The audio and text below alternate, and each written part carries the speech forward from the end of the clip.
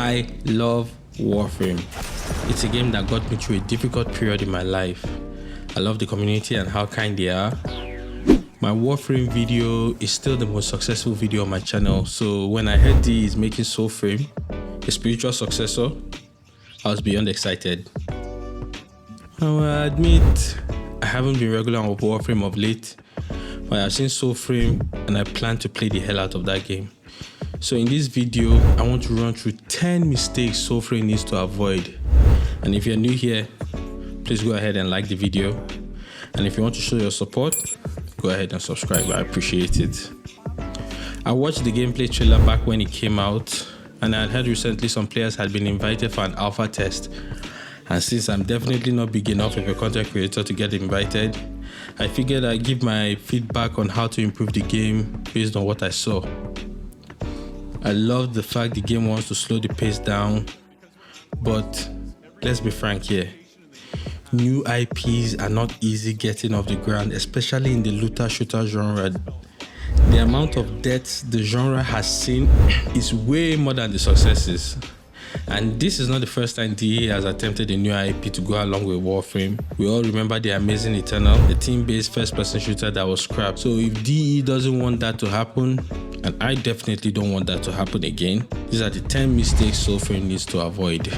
Number 1, do not make Soulframe a beta release. I beg you, DE. I've heard the arguments on why the beta tag has been forever adopted for Warframe. It helps updates roll out faster, content can be added quicker, blah blah blah. Look, in 2023, beta, alpha, early access, whatever, it doesn't matter. They don't have the same goodwill they used to have. When people hear these words, what they think is unfinished. Please, DE, release a full game. In fact, if there's a way the game can actually be a beta in secret, but the tagline isn't added to release, it will be better. We all saw the disaster that was the day after tomorrow. Not saying DE is fantastic, but DE needs to make Soulframe a full release. It can still be free to play, but DE should have a full game release experience.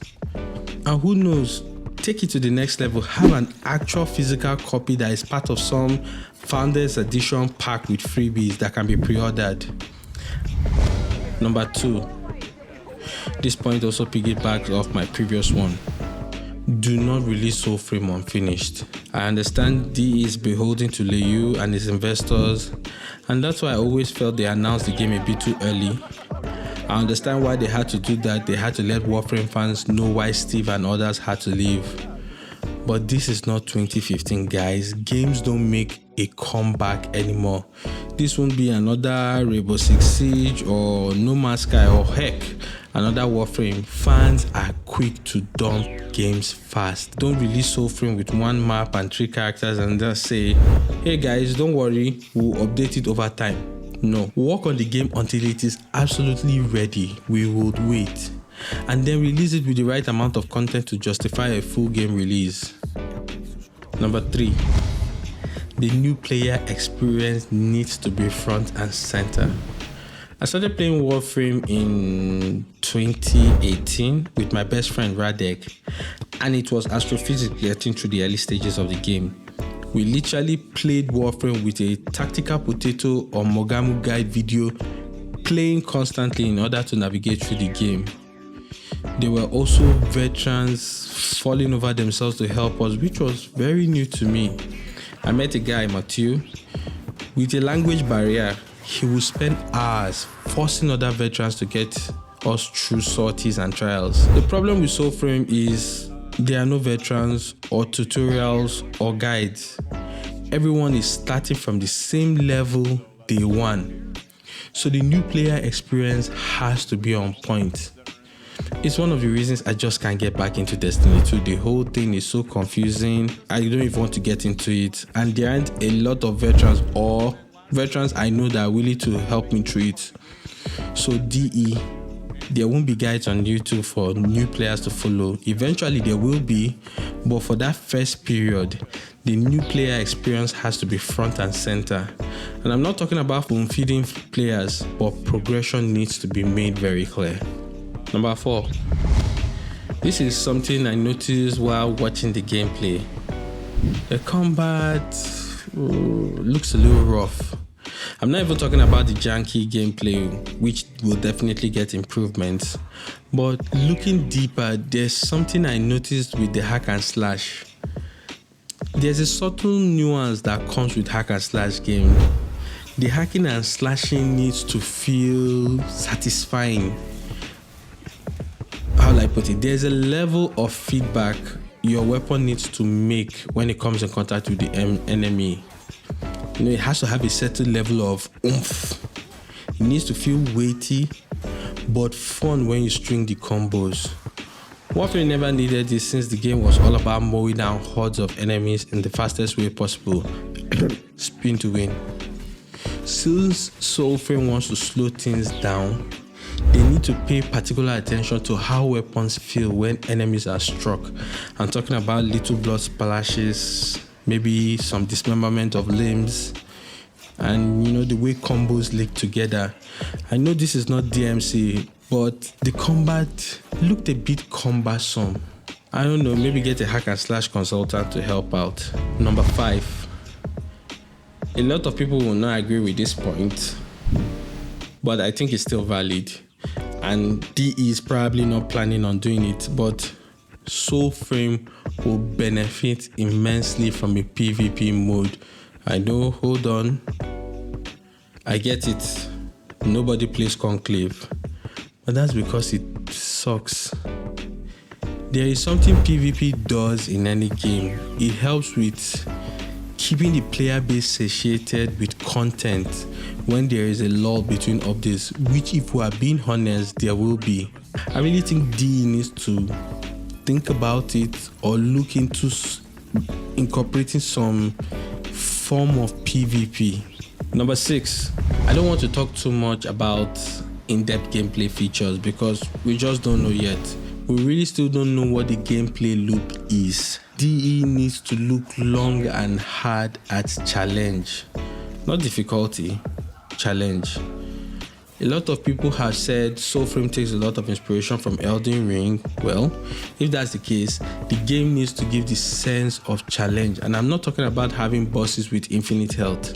I'm talking about you need to actually interact with the game and its mechanics to take enemies down. One of the reasons I kind of stopped playing Warframe was there was a moment, I'd never forget it. I was playing Sortie with Mesa, and I was actually chatting with my left hand while mowing down enemies with my right, and it hit me.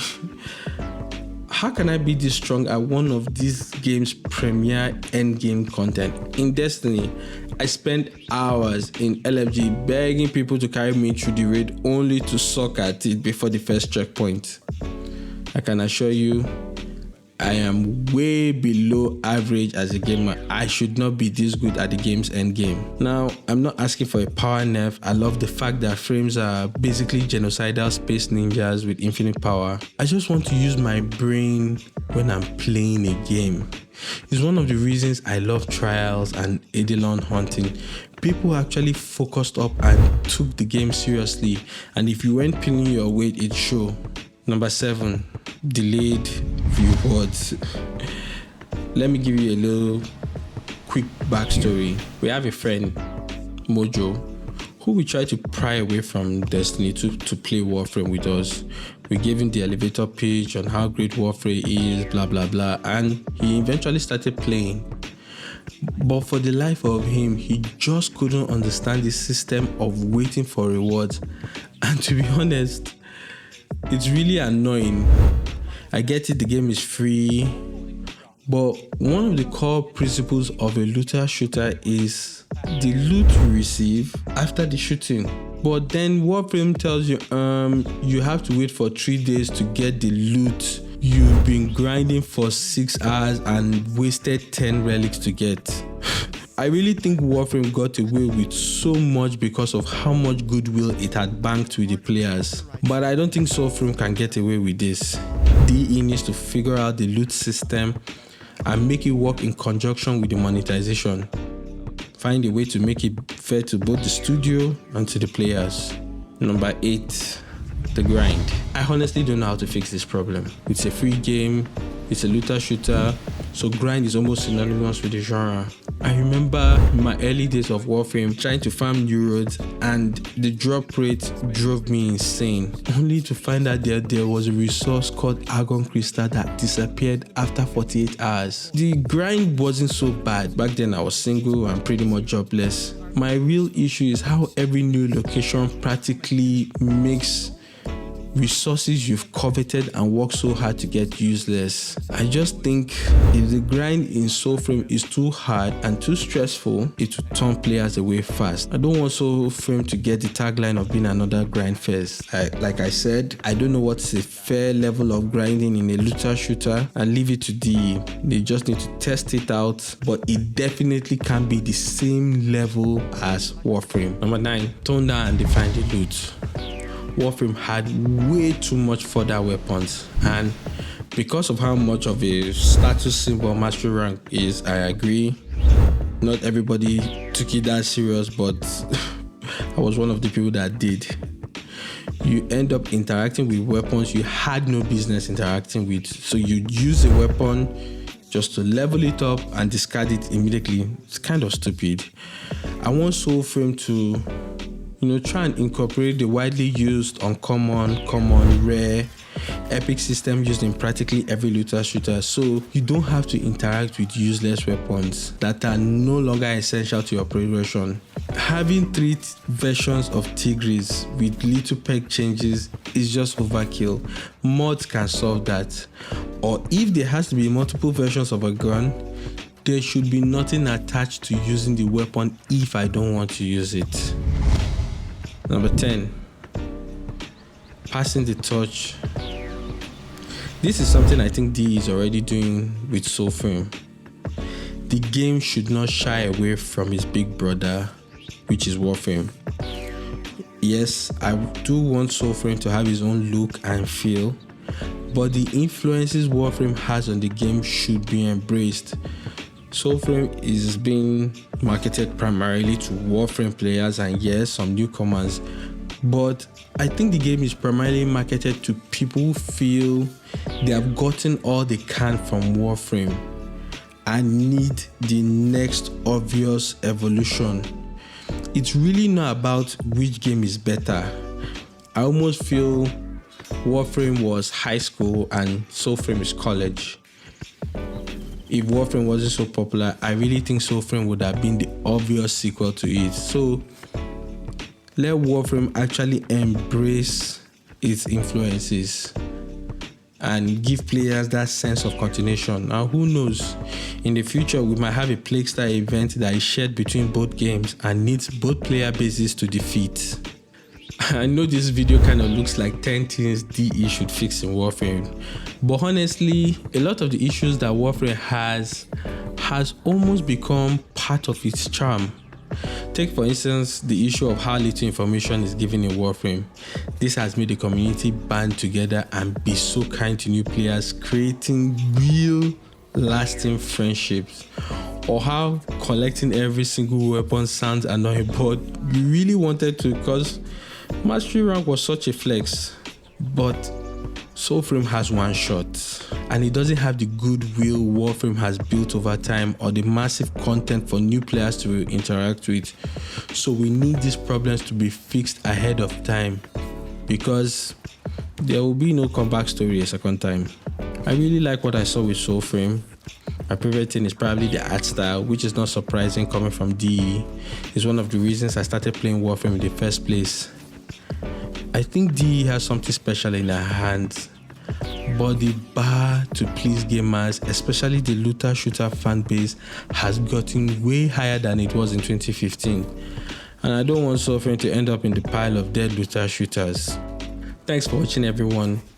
I'm going to try streaming the new Warframe update, so you can catch me on stream when I finally figure out how to stream on Twitch. My god, this content thing is like a full-time job. But you can follow me before then, and if you want to check out my Warframe video, you can do that. Thanks for watching, guys. Don't forget to like, share and subscribe, and see you in the next one. Ice out.